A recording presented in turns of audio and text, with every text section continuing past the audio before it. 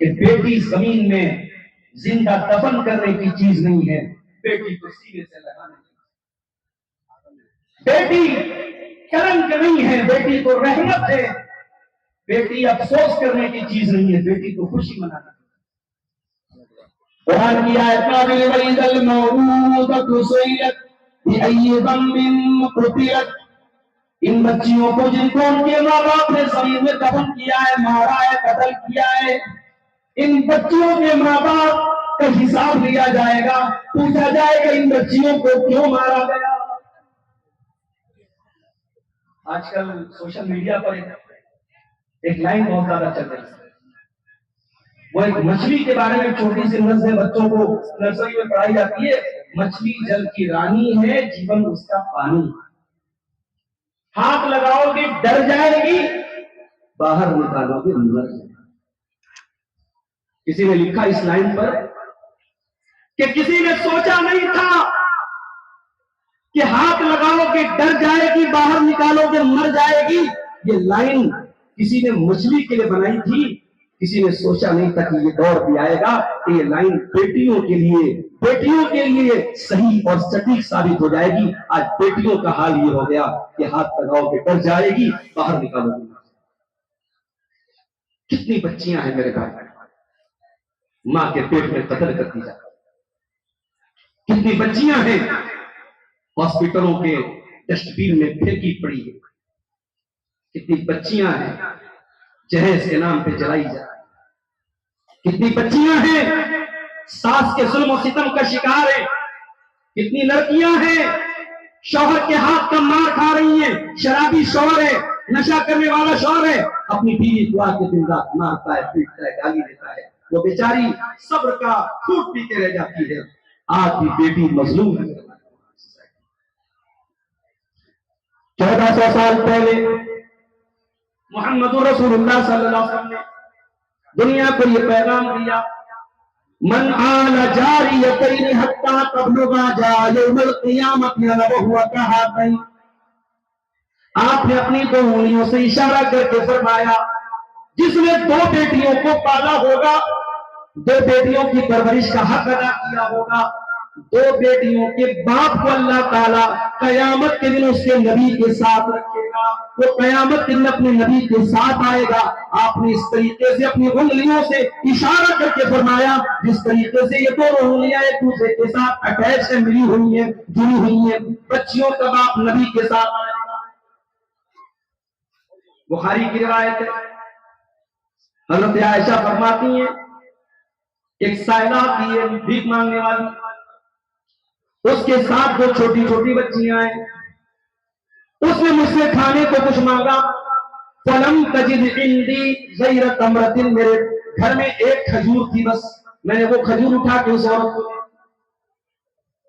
میری پیاری ماں بہنوں ذرا غور کرو، نبی کی بیوی اور نبی کے گھر کا کیا حال ہے۔ نبی کے گھر میں بھیک مانگنے والی عورت آتی ہے اور نبی کے گھر میں کھانے کو کوئی چیز نہیں ہے سوائے ایک کھجور کے، اور وہ کھجور بھی اما عائشہ اس عورت کو اٹھا کے دے۔ وہ کھجور اس عورت نے لی اور اس کے دو ٹکڑے کر کے دونوں بچیوں کو دے دیا، اس عورت نے خود کچھ نہیں۔ حضرت عائشہ یہ منظر دیکھ کر کے حیران ہو جاتی ہیں۔ جب اللہ کے پیارے نبی گھر آتے ہیں، اما عائشہ بیان کرتی ہے اللہ کے نبی ایسا منظر میں نے دیکھا، عورت مانگنے آئی تھی، میں نے ایک کھجور دی، اس عورت نے اپنی کھجور کے دو ٹکڑے کر کے دونوں بچیوں کو دے دیا اور خود اس عورت نے کچھ نہیں کھایا۔ اللہ کے پیارے نبی نے فرمایا اے عائشہ من ابتلی من هذه البنات شيئا كن له سترا من النار۔ اے عائشہ بیٹیوں کی پرورش کرنا آسان کام نہیں ہے، بیٹیاں بہت بڑی آزمائش بن کر کے آتی ہیں، بہت بڑا امتحان بن کر کے آتی ہیں، اور جو اس امتحان میں اس پریکشا میں پاس ہو جائے، جو اس امتحان میں کھڑا اتر جائے، اس کو اللہ تعالیٰ جہنم کی آگ سے بچائے گا۔ وہ لوگوں میں بیٹی جہنم کی آگ سے بچانے کے لیے آتی ہے اور اس بیٹی کو اس کی ماں کے پیٹ میں قتل کر ڈالتے ہو، اس بیٹی کے پیدا ہونے پر تم افسوس کرتے ہو، یہ بیٹی افسوس کے لائق نہیں، یہ بیٹی تو خوشی منانے کے لائق۔ اگر بیٹی قلم ہوتی اللہ اپنے نبی کو 4 بیٹیاں نہ دے. میرے نبی سے پوچھو کہ بیٹیوں کو کیسے پالا جاتا ہے. 4 بیٹیاں میرے نبی کی ہیں اور چاروں بیٹیوں کی پرورش اللہ کے پیارے نبی نے بڑے لاڈ و پیار سے. آپ کی سب سے چھوٹی بیٹی حضرت فاطمہ زہرا رضی اللہ تعالیٰ عنہا جو کبھی ملنے کے اپنے باپ سے آتی تھی اپنے ابا سے آتی تھی. بخاری کی روایت ہے اما عائشہ فرماتی ہیں رحبا بابنتہ اللہ کے پیارے نبی اپنی بیٹی کو مرحبا کہتے تھے ویلکم کہتے تھے خوش آمدید کہتے تھے. اپنی بچی کو آگے بڑھ کر کے اس کے ہاتھ کو چوم لیتے تھے اور اپنے بازو میں اپنے بغل میں اپنے قریب میں اپنی بیٹی کو بٹھایا کرتے تھے. وہ لوگوں بیٹیوں کو پیار دینا, بیٹیوں کو عزت دینا, بیٹیوں کو لاڈ و پیار کرنا یہ مصطفیٰ کی سنت ہے, نبی کی سنت. اور مجھے کہنے دیجیے کہ آج بہت ساری مسلمان لڑکیاں جو مرتد ہو رہی ہیں اس کے ریزنز پر اگر آپ غور کریں گے تو ایک ریزن یہ بھی ہے کہ ان بچیوں کو گھر سے پیار نہیں ملتا. ادھر ماں ڈانٹ رہی ہے, ادھر باپ ڈانٹ رہا ہے, ادھر بھائی پورا بڑا کہہ رہا ہے. وہ لڑکی گھر کے ماحول سے بیزار ہو جاتی ہے اور گھر کے باہر کوئی محبت کے 2 میٹھے بول دیتا ہے, کوئی جھوٹی تعریف کر دیتا ہے, کوئی شان میں جھوٹے قصیدے پڑھ دیتا ہے تو اس لڑکی کو لٹو ہونے لگ جاتی ہے. بیٹیوں کی سے محبت کرو میرے بھائیوں, یہ بھی ہمارے نبی کی سنت. اور آگے بڑھیے. یہی عورت جوان ہوتی ہے, اس کی شادی کا ٹائم آیا, آپ ایک ماں ہیں, آپ اپنی بچی کے لیے رشتہ دیکھنے جا رہی ہیں, آپ اپنے بچی کے لیے شوہر دیکھنے جا رہی ہیں. اس شوہر کے اندر آپ نے کیا دیکھا؟ بات کرنی ہے مگر سچ. میں ہزاروں ایسے رشتوں کو جانتا ہوں, ماں باپ کو یہ بھی پتا ہے کہ اس لڑکے کا لڑکے کا پاسٹ بہت گندا ہے, پہلے بہت گندا کام کرتا تھا, لڑکا شراب پیتا تھا, آج اچھی جاب پر آ گیا, گورنمنٹ جاب پہ آ گیا, اچھا کمانے لگا, بزنس چل گیا. لوگ اپنی لڑکی کی شادی پھٹ سے کر دیتے ہیں, کہتے ہیں یار شراب پیتا تھا کوئی بات نہیں, ہماری بچی جا کے سنبھال. ایسے بھی گھروں کو میں نے دیکھا جہاں پہ واضح طور پر صاف طور پر شرکیاں کام ہو رہا ہے, جہاں پہ شرک ہو رہا ہے وہاں پر بھی بیٹیوں کا رشتہ کر دیا جاتا ہے, یہ کہہ کر کے ہماری بیٹی جا کر کے ماحول کو سدھار دے گی, ہماری بیٹی جا کر کے وہاں کے داغ کو صاف کر دے گی. معاف کرنا میرے پیارے بھائیوں, آپ کی بیٹیاں کوئی سرفیکسل کو نہیں ہے, کوئی ڈٹرجنٹ پاؤڈر کو نہیں ہے کہ آپ ان کے ذریعے اپنے داماد کے داغ کو صاف کریں اور آپ اس کی گندگیوں کو صاف کریں. تو رشتہ دیکھنے جاؤ تو دیندار داماد تلاش کیا کرو, دیندار رشتہ تلاش کیا کرو. اللہ کے نبی فرماتے ہیں اذا خطب الیکم ممن ترضون دینہ وخلقہ فزوجوہ. جب تمہارے لڑکیوں کے لیے ایسا رشتہ آ جائے, لڑکا دیندار ہے, لڑکا پاک لاکھ ہے, تو اس سے شادی کر دو. یہ مت دیکھو کہ کتنی پراپرٹی ہے, کتنا کما رہا ہے. اگر کما رہا ہے, عزت دار گھر کا لڑکا ہے, دیندار گھر کا لڑکا ہے, اچھے اخلاق والا لڑکا ہے, نکاح کر دو. اگر ایسا نہیں کرو گے سبھی کو فتنہ اور فساد. آج رشتے کی بڑی کنڈیشن ہمارے. میرا جملہ نوٹ کر لو, تم نکاح کو جتنا مشکل بناؤ گے زنا اتنا آسان ہوگا. لڑکیوں کے رشتے آج اچھے رشتے آتے ہیں, ماں باپ ریجیکٹ کر دیتے ہیں, نہیں صاحب ہم نہیں کریں. کیوں؟ گھر بہت چھوٹا, گھر بہت چھوٹا, ہماری لڑکی کہاں رہے گی؟ حالانکہ اپنا گھر آلریڈی بہت چھوٹا ہے, مگر لڑکی کو کہاں بھیجیں گے؟ شیش محل میں. اپنی شرطوں کو میرے بھائیوں تھوڑا ڈاؤن کرو, تھوڑا کم کرو. دینداری ہے, رشتہ کر دو. دنیا کے اسٹینڈرڈ, دنیا کے معیار پر اگر آپ رشتے کرنے نکلو گے, لڑکیوں کی عمر نکلے گی. یہ زمانہ صحابہ کا نہیں ہے, یہ زمانہ تابعین کا نہیں ہے, یہ قرب قیامت کا دور ہے, یہ فتنوں کا دور ہے, یہ انسٹاگرام کا دور ہے, یہ سوشل میڈیا کا دور ہے, یہ گندگی کے سیلاب کا دور ہے. اپنے بیٹوں اور بیٹیوں کو اس گندگی سے بچانا ہے, نکاح کو آسان کرو. بیٹی کی شادی آپ نے کیا, اب آپ کی بیٹی کسی کی بیوی بن, اب جب یہ بیوی بن کے آئی, دنیا والے کہتے ہیں صاحب بیوی کس کو بولتے ہیں؟ شریک حیات، اردو میں ایک لفظ استعمال کرتے شریک حیات، انگلش والے بولتے ہیں life partner, better half, Hindi والے بولتے ہیں اردھاگنی۔ اسلام نے بیوی کو کون سا لقب دیا؟ آئیے ذرا قرآن کو، هن لباس لكم وانتم لباس لهن، تمہاری بیوی تمہارے لیے لباس ہے، تم اپنی بیوی کے لیے لباس ہو۔ لباس اگر بدن سے اتر جائے انسان ننگا ہو جائے گا۔ انسان کے بدن کی کا لباس اس کی عزت کو پردے میں رکھے ہوئے، اس کو ڈھانپے ہوئے۔ قرآن کہتا ہے بیوی شوہر کے لیے لباس ہے، شوہر بیوی کے لیے لباس ہے، دونوں ایک دوسرے کا پردہ ہے، ایک دوسرے کی عزت ہے، ایک دوسرے کا سمان ہے۔ قرآن کہتا ہے وَمِنْ آيَاتِهِ أَنْ خَلَقَ لَكُم مِّنْ أَنفُسِكُمْ أَزْوَاجًا لِتَسْكُنُوا إِلَيْهَا، تمہاری بیوی تمہارے سکون کا ذریعہ ہے۔ وَجَعَلَ بَيْنَكُم مَّوَدَّةً وَرَحْمَةً، اور اللہ نے میاں بیوی کے دل میں ایک دوسرے کی محبت اور رحمت پیدا کر دی ہے۔ میاں بیوی کے دل میں محبت اللہ پیدا کر دی۔ میاں بیوی کی محبت ریسٹورنٹ میں پیدا ہونے والی محبت نہیں ہے، پارکوں میں پیدا ہونے والی محبت نہیں ہے، سوشل میڈیا سے پیدا ہونے والی محبت نہیں، یہ اللہ کی پیدا کی ہوئی محبت ہے، یہ حلال محبت ہے، یہ جائز ہے۔ تو بیوی جب عورت بیوی بن کے آئی ہے تو گھر کے سکون کا ذریعہ بن گئی۔ اسی لیے اللہ کے نبی سے پوچھا گیا، اے اللہ کے پیارے نبی، ای النساء خیر، سب سے بہترین عورت کون سی ہے؟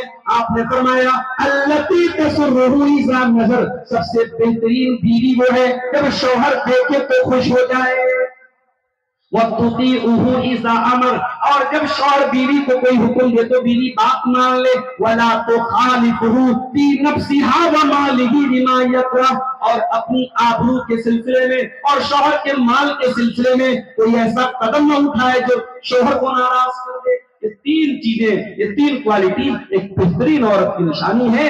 بیوی بن کر کے عورت آئی ہے تو شوہر کو سکون دے رہی ہے۔ اور ہم لوگ ایک اکثر ایک لائن سنتے ہیں کہ ہر کامیاب مرد کے پیچھے کسی عورت کا ہاتھ ہے۔ میں اس لائن سے پوری طریقے سے تو ایگری نہیں ہوں۔ جس طریقے سے ہر کامیاب مرد کے پیچھے کسی عورت کا ہاتھ ہوتا ہے، ویسے ہی ہر کامیاب عورت کے پیچھے کسی مرد کا ہاتھ ہے۔ جب تک باپ اپنی بیٹی کی حوصلہ افزائی نہ کرے، شوہر اپنی بیوی کا ساتھ نہ دے، بھائی اپنی بہن کا ساتھ نہ دے، تو دنیا میں کچھ نہیں۔ تو یہ لائن ادھوری لائن ہے کہ ہر کامیاب مرد کے پیچھے کسی عورت کا ہاتھ ہوتا ہے، مگر ہاں ہم دنیا میں بہت ساری شخصیتوں کی سیرت کو جب پڑھتے ہیں، ہمیں ان کی بیویوں کا کردار بڑا بہترین ہمیں نظر آتا ہے۔ اگر آپ ابراہیم علیہ السلام کی سیرت پڑھیں گے تو آپ کو حضرت ہاجرہ اور سارہ کا کیریکٹر بھی ضرور آپ کو یاد کرنا پڑے گا۔ اگر آپ جناب محمد رسول اللہ صلی اللہ علیہ وسلم کی سیرت پڑھیں گے تو اماں خدیجہ کی قربانیوں کو آپ کبھی فراموش نہیں کر پائیں گے۔ بیوی اگر وفادار بیوی ہے، نیک شیار بیوی ہے، تو شوہر بڑے بڑے ٹینشن اور بڑے بڑے غم کو میرے بھائیوں بھول سکتا ہے۔ بیوی کے پاس آنے کے بعد دنیا کے سارے غم بھول سکتا ہے اگر بیوی واقعی میں بیوی بن کے نکلے۔ تو عورت اگر بیوی ہے تو اس کا یہ روپ ہے، اور عورت اگر ماں ہے، بچے کی ماں بن گئی۔ اب ماں کی حیثیت سے عورت کا کیا اسلام میں مقام؟ ہمارے غیر مسلم بھائیوں کے ساتھ ماں ہے تو انہوں نے خدا کا درجہ دے دیا، ماں کے چرن چھو رہے ہیں، ماں کے پیر چھو رہے ہیں، ماں کو کے آگے جھک رہے ہیں۔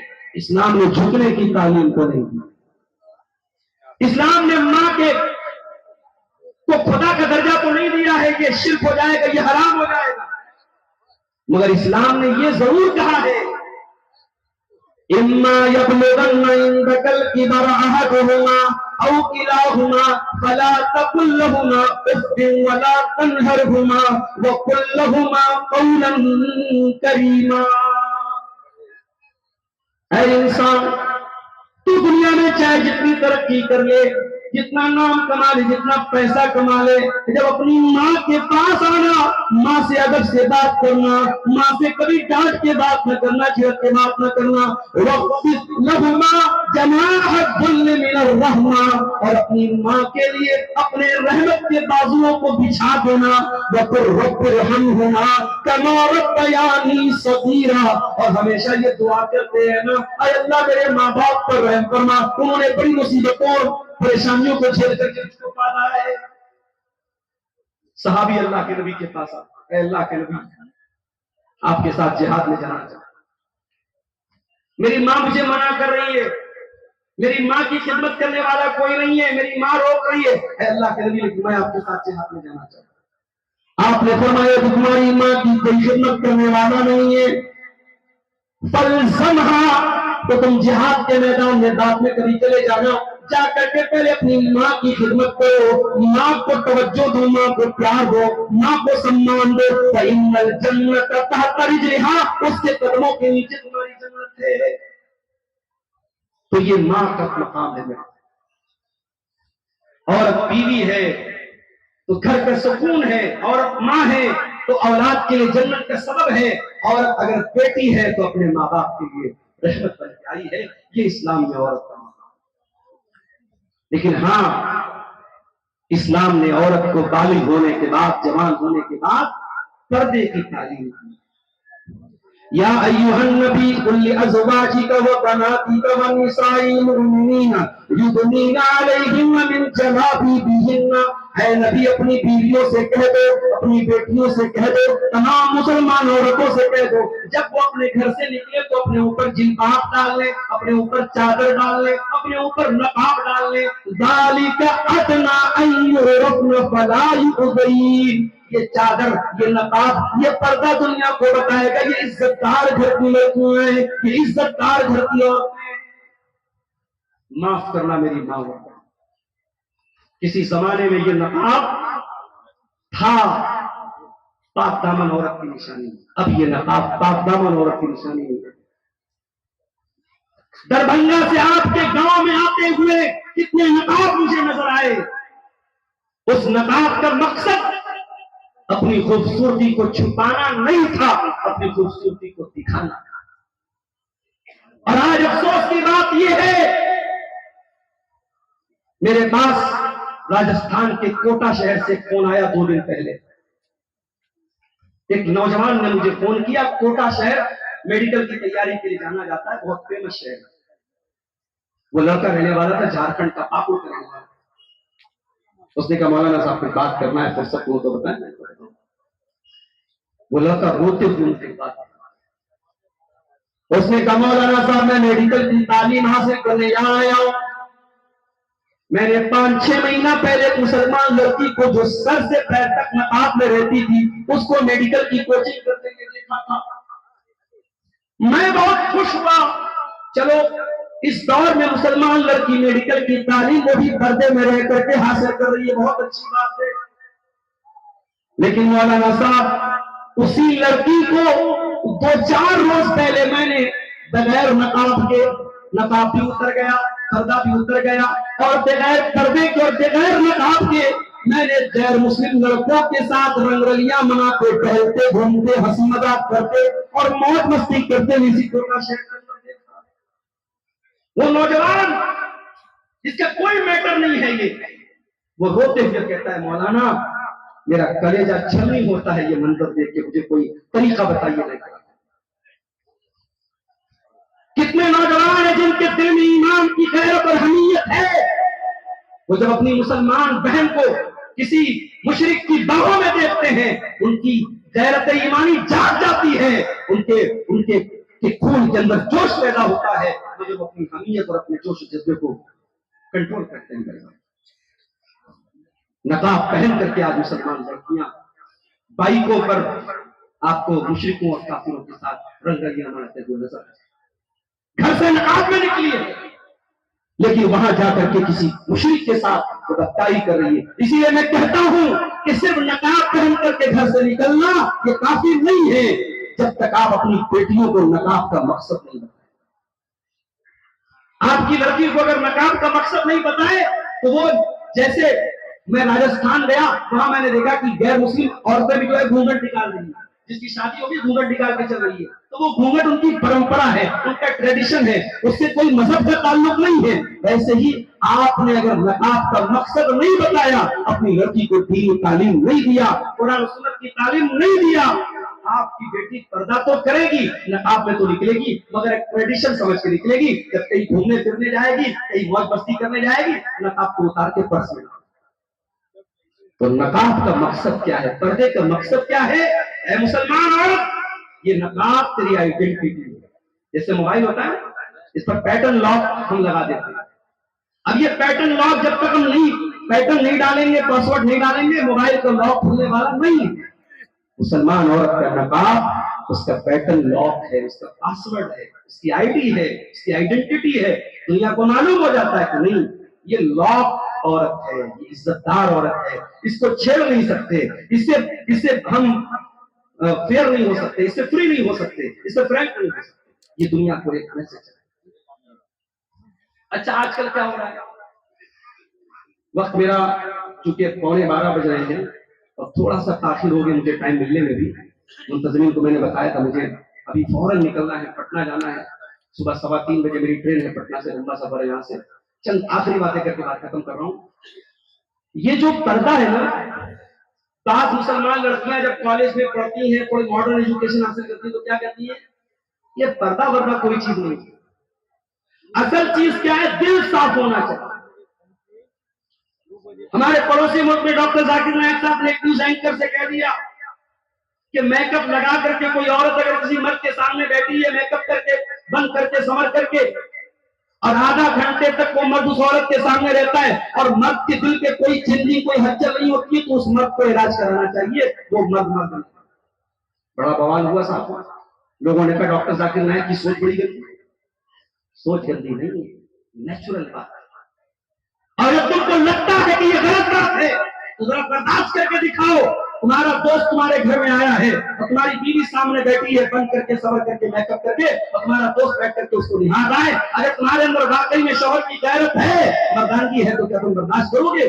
گھر میں آؤ گے اور سامنے دیکھو گے کہ دوست میری بیوی کے سامنے بیٹھا ہے اور آدھا گھنٹے سے بیٹھ کے نہار رہا ہے، تو آپ کے کوئی حرج کی بات نہیں، دل میں کوئی ہلچل نہیں پیدا ہوتی، آپ کو غصہ آئے گا، ناراض ہوں گے، بیوی کو ڈانٹیں گے، یہ کیا بدتمیزی ہے؟ تو جس طریقے سے آپ کی بیوی ایک عورت ہے، دنیا کی تمام بیویاں کسی نہ کسی، تو دنیا کی تمام عورتیں کسی نہ کسی کی بیوی ہے۔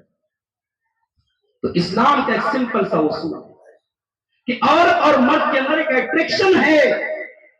اور میں یہاں ایک بات یہ بھی بتا دوں، میں ابھی کٹیہار کے علاقے میں گیا، ایک مدرسے میں چھوٹا سا پروگرام تھا میرا، میں نے دیکھا جوان لڑکیاں آ رہی ہیں حافظ صاحب سے قرآن پڑھ، جوان لڑکیاں بغیر نقاب کے بغیر پردے کے جوان حافظ جی سے امام صاحب سے قرآن پڑھنے آ رہی ہیں۔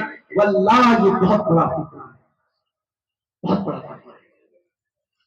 حافظ صاحب، عالم صاحب، مقرر صاحب، خطیب صاحب، علامہ صاحب ہے تو مرد، اور وہ لڑکی اگر اپنے علاقے کی سب سے نیک اللہ کی ولیہ ہو تبھی وہ عورت ہے، اور دنیا کا کوئی بھی نیک سے نیک مرد ہو، دنیا کی کوئی نیک سے نیک عورت ہو، اگر تنہائی میں دونوں ملتے ہیں، میرے پیارے رسول کا فرمان ہے لا یخلون رجل بامرأۃ الا وثالثهما الشیطان، جب کوئی غیر مرد کسی غیر عورت کے ساتھ ملتا ہے تو تیسرا شیطان ہوتا ہے۔ اس لیے سوشل میڈیا استعمال کرنے والی میری بہنیں کان کھول کے سن لیں، یہ انسٹاگرام پر، یہ فیس بک پر، یہ واٹس ایپ پر اسلام کے نام پہ جو دوستی ہو رہی ہے، مسئلے مسائل کے نام پہ جو فری ہو رہے ہو، حلال حرام کے نام پہ جو فری ہو، ہلکے ہو یہ بدتمیزی، ہلکے ہو یہ بےہودگی۔ نہیں صاحب، وہ تو میری دینی بہن ہے، وہ تو میرا اسلامی بھائی ہے، ہم لوگ تو بس مسئلے مسائل کی بات کرتے ہیں۔ میرے نبی کی یہ حدیث ہمیشہ یاد رکھو، جب کوئی مرد اور کوئی عورت اکیلے ہوتے ہیں تیسرا شیطان ہوتا ہے۔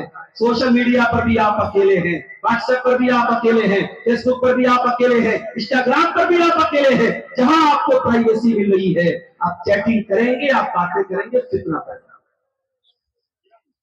اس لیے میری بہنوں، آپ دنیا کی وہ قیمتی دولت ہیں جسے اسلام نے پردے میں رہنے کا۔ اور آخری بات، بعض گھروں میں نے یہ بھی دیکھا کہ صاحب محلے کے لڑکوں سے تو بہت پردہ ہو رہا ہے،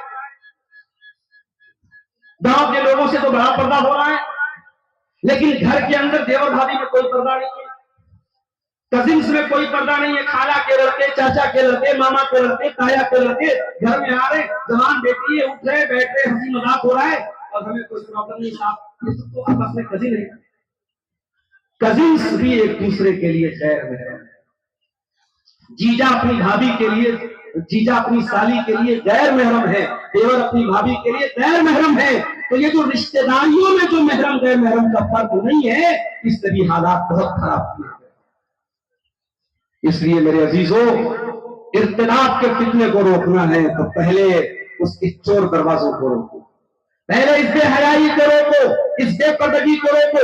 ये आपका दरभंगा शहर, ये मधुबनी शहर, ये आपके ये इलाके तो अल्हम्दुलिल्लाह मुसलमानों की एक बड़ी बस्तियां, मुसलमानों की एक बड़ी आबादी है यहाँ। जब इन बस्तियों, इन आबादियों में हम मुसलमान लड़कियों को रास्ते में हंस हंस के मोबाइल पर बात करते हुए देखते हैं, जब हम उनको होटलों और रेस्टोरेंट में किसी के साथ बेहयाई करते हुए देखते हैं, वरना हमारे कलेजे छलनी होते हैं, हमारे दिलों को तकलीफ होती है कि ये कौम कहाँ जा रही है, इस कौम की लड़कियां कहाँ जा रही है। और सबसे बढ़ करके अगर कौम की लड़कियां ये काम कर रही है तो कौम के जो मर्द हजरात हैं, जो घरों के गार्जियन हजरात हैं, वो क्या काम कर रहे हैं। वल्लाह वो मर्द तय्यूस है, वो मर्द बेगैरत है, वो मर्द बेहया और बेशर्म है, जिसके घर की औरतें बेपर्दगी करे और उसको कोई फर्क न पड़े। अल्लाह के नबी की आखिरी हदीस सुना के बात खत्म करता हूँ। अल्लाह के प्यारे नबी सल्लल्लाहु अलैहि वसल्लम फरमाया कि 3 लोग ऐसे होंगे जिनकी तरफ कयामत के दिन अल्लाह ताला न तो देखेगा, न बातचीत करेगा, न पाक और साफ करेगा। नंबर 1 आपको लिवालिदैहि, अपने माँ बाप को सताने वाला।